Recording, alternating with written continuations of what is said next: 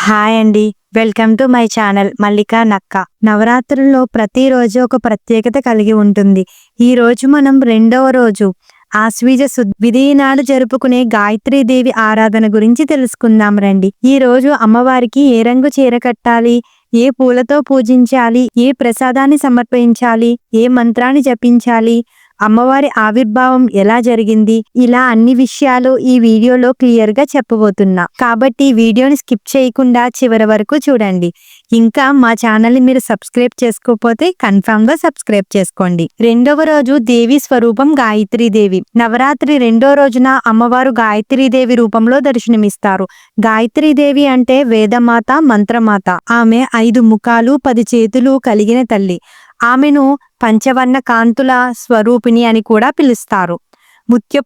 ముత్యపు తెలుపు, పగడపు ఎరుపు, బంగారు వన్నె, నీలమణి వన్నె అంటే నీలము, పచ్చవర్ణ కాంతి అంటే వైదూర్యము. ఈ 5 రంగుల సమ్మేళనం గాయత్రి అమ్మవారి వైభవాన్ని సూచిస్తుంది. ఇప్పుడు గాయత్రీదేవి ఆవిర్భావన కథనం తెలుసుకుందాం రండి. పురాణాల ప్రకారం ప్రతిరోజు బ్రహ్మదేవుని వద్ద దేవతలందరూ చేరి సరస్వతీదేవి వీణ వాయించే సంగీతాన్ని ఆస్వాదించేవారు. ఒకరోజు సరస్వతీదేవి ఆలస్యంగా రావడంతో బ్రహ్మదేవునికి ఆగ్రహం వచ్చింది. వెంటనే విష్ణు మహాదేవుని ప్రార్థించి తమకు ఒక కన్యను ప్రసాదించమని కోరాడు. అప్పుడు సరస్వతీదేవి, లక్ష్మీదేవి, పార్వతీదేవి అంశలతో కలిసి ఒక దివ్య కన్య జన్మిస్తుంది. ఆమె గాయత్రీదేవి. తరువాత బ్రహ్మదేవుడు గాయత్రీదేవిని వివాహం చేసుకుంటారు.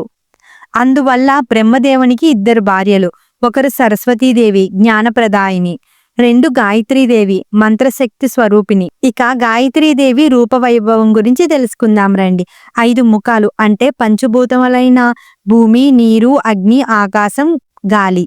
అలాగే 3 కన్నులు అంటే జ్ఞానప్రదాయిని. ఆమె చేతుల్లో శంఖం, చక్రం, గద, పాశం, అంకుశం, కాసం మొదలైన ఆయుధాలు ఉంటాయి.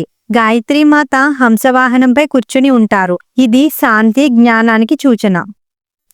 ఎర్ర తామరాలపై కూర్చోవడం సౌభాగ్యము, సంపదలకు ప్రసాదంగా భావిస్తారు. గాయత్రీదేవిని వేదమాత అని కూడా అంటారు. ఎందుకంటే ఆమె 5 ముఖాలలో ఒకటి తానే గాయత్రి. మిగిలిన 4 ఋగ్వేదం, సామవేదం, రుజుర్వేదం, అథర్వేదములను సూచిస్తుంది. అలాగే పూజా విధానం కూడా తెలుసుకుందాం రండి. రెండో రోజు గాయత్రీదేవి పూజలో పాటించాల్సిన నియమాలు: చీర రంగు, అమ్మవారికి ఆరెంజ్ కలర్ చీర కట్టాలి. అలాగే ప్రసాదం పులిహోర, కొబ్బరన్నం, అల్లపు గారెలు పెట్టాలి. పూలు తామర పువ్వులు, కలవ పువ్వులు పెట్టవచ్చు. దీపారాధన నువ్వుల నూనెతో దీపం వెలిగించాలి. ఈ రోజు ఎరుపు, నలుపు, నీలము రంగులు ధరించకూడదు. ఈ రోజు ప్రధానంగా జపించాల్సింది గాయత్రి మంత్రం. కానీ ఇది ఎవరికి వినిపించేలా గట్టిగా కాకుండా మనసులో మౌనంగా మాత్రమే జపించాలి. అదేవిధంగా ఎవరైనా ఓం నమో గాయత్రి మాత్రే నమః అని ఎన్నిసార్లు వీలైతే అన్నిసార్లు జపిస్తే అమ్మవారి అనుగ్రహం తప్పకుండా లభిస్తుంది. ఇదేనండి నవరాత్రుల్లో రెండో రోజు గాయత్రీదేవి ఆరాధన విధానం. ఈ మంచి రోజున అమ్మవారిని పూజిస్తే జ్ఞానం, ఆరోగ్యం, తేజస్సు సమృద్ధిప్రదంగా లభిస్తాయని భక్తుల నమ్మకం. అమ్మ దయ ఉంటే అన్నీ ఉన్నట్టే. లోకా సమస్త సుఖినో భవంతు. ఓం శ్రీ మాత్రే నమః. ఈ వీడియో కనుక మీకు నచ్చినట్టయితే మీ ఫ్రెండ్స్ అండ్ ఫ్యామిలీ మెంబర్స్ కి షేర్ చేయండి. మరికొన్ని ఇలాంటి ఇంట్రెస్టింగ్ వీడియోల కోసం మా ఛానల్ని కన్ఫర్మ్ గా సబ్స్క్రైబ్ చేసుకోండి. Thank you.